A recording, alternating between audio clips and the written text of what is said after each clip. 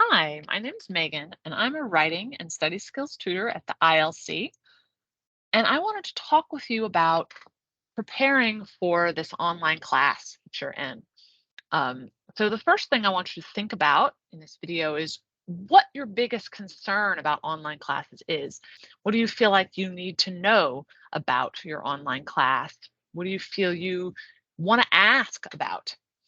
So you want to think about the questions you would ask your instructor. And also, if you do come see us in the ILC, what kinds of questions might you have for us? So the first topic I want to discuss is navigating your online resources. So for an online class, unless you bought a print version of your textbook, which is obviously a great idea, you may have only online resources. So, for example, links that your instructor shares. The textbook for the class might be online. You might have some other websites or PDFs or other documents that your instructor expects you to use for the class. So make sure you know where all that is early on so that you can ask questions if you aren't sure where to find it, and you'll know where to reference these resources later on if you've got questions. Next, Blackboard in general can be a little bit confusing, especially if you haven't used it before. So take some time to get to know what is where. So click around, see what buttons do what, see what resources are available in each section. Every class might be a little bit different. So take some time to get accustomed to this instructor's style. So, for example, where do they put the grades? Where do they put the assignments?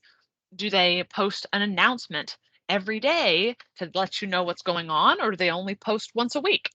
Check Blackboard in your email every day so you have a good awareness of what is going on.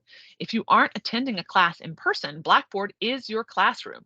So you want to be able to check every day so you keep up to date on what's going on.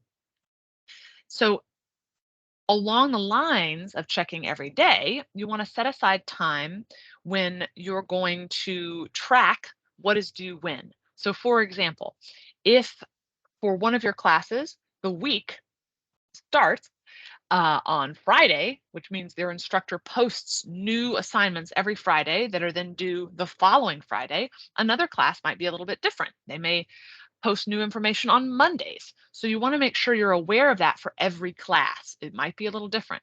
And set aside time so that you can prepare to get things done before that due date. And what this means is time management, a term you've probably heard before. Online classes are a lot harder to manage than in-person ones because you don't have your instructor there in class telling you, hey, do your assignment. So you have to be your own motivation in that respect. So make a plan and stick to it. So if you tell yourself, I'm going to check Blackboard every morning or every evening or every afternoon, whatever time you plan, try and stick to that. If you feel you're falling behind, reach out as soon as possible. And when I say reach out, that could be to your instructor, to a classmate, to the ILC. Start wherever you like, but know that you may need to escalate if needed. Just talking to your classmates isn't enough sometimes. You might need to talk with your instructor about the issues you're having. So, for example, say you decide I'm going to check Blackboard every morning. Well, maybe a week has gone by and you realized you haven't checked Blackboard at all. That might be a time when you might want to reach out to somebody and let them know what's going on, that maybe you're having difficulty staying caught up in your class. Or if you feel like you've gotten too far behind to do things by yourself, again, reaching out to your instructor or an ILC tutor is a good idea to help you plan to complete that work that you may have fallen behind on, or even completing a larger assignment. Say you have an assignment due in 3 weeks. Well, you want to get started on it right away because chances are, if it's a large assignment that's due in 3 weeks, there's a lot to get done. And that's something else you can talk with your instructor or an ILC tutor about. How do you break that task down into small chunks? And before you start working on your weekly work, you always want to make sure you refer to the instructions and the weekly lessons before you start writing or working. It'll save you a lot of time.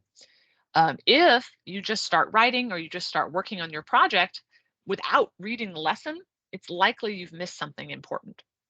So, one of the most important things to do when it comes to time management is making a calendar.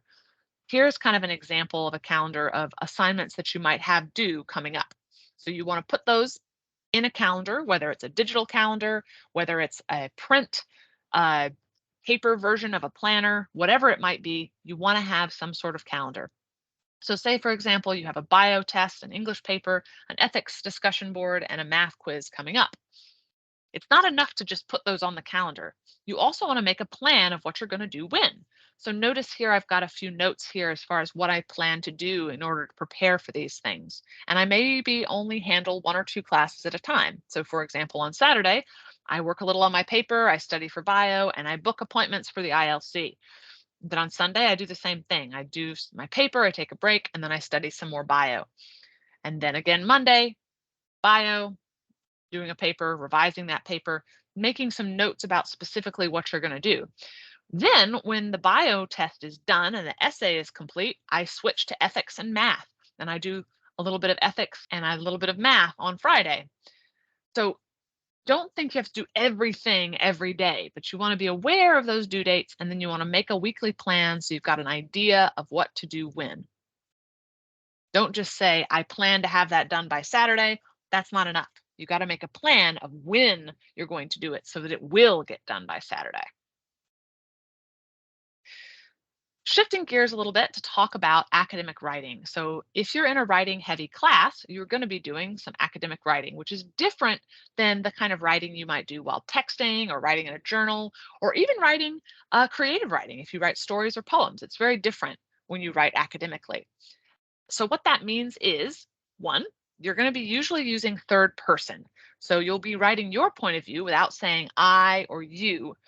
Typically, you'll be saying people believe blah, blah, blah, or Americans have often found that blah, blah, blah, or researchers have found that.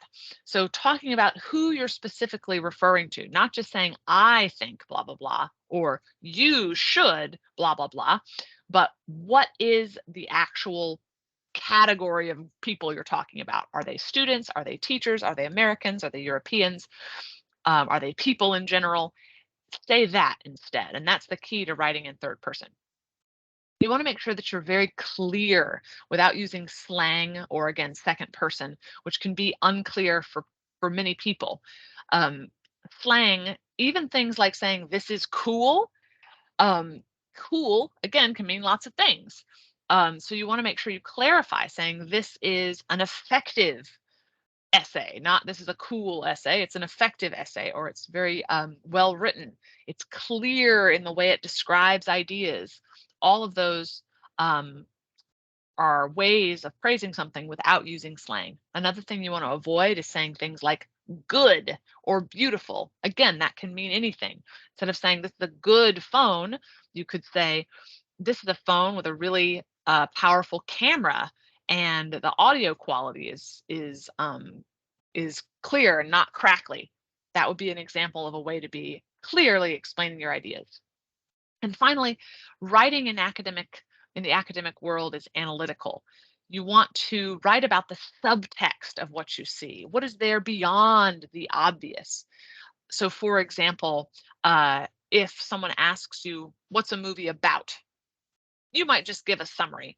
But if you want to analyze that movie, you're going to talk about what the movie means. What is the deeper moral behind it? And that's the kind of thing that you'll often be writing about when it comes to academic writing.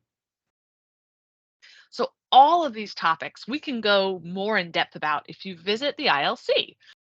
The ILC offers some workshops on many of these topics in study skills, and you can also book one-on-one appointments for writing, study skills, math, and sciences. There's our email address. So please take a look at what the ILC can offer. Don't let it end here. This workshop, as I said, is just a brief taste of the kinds of things we can help with. So if you've got questions, if you want some more guidance in any of these areas, please come see us.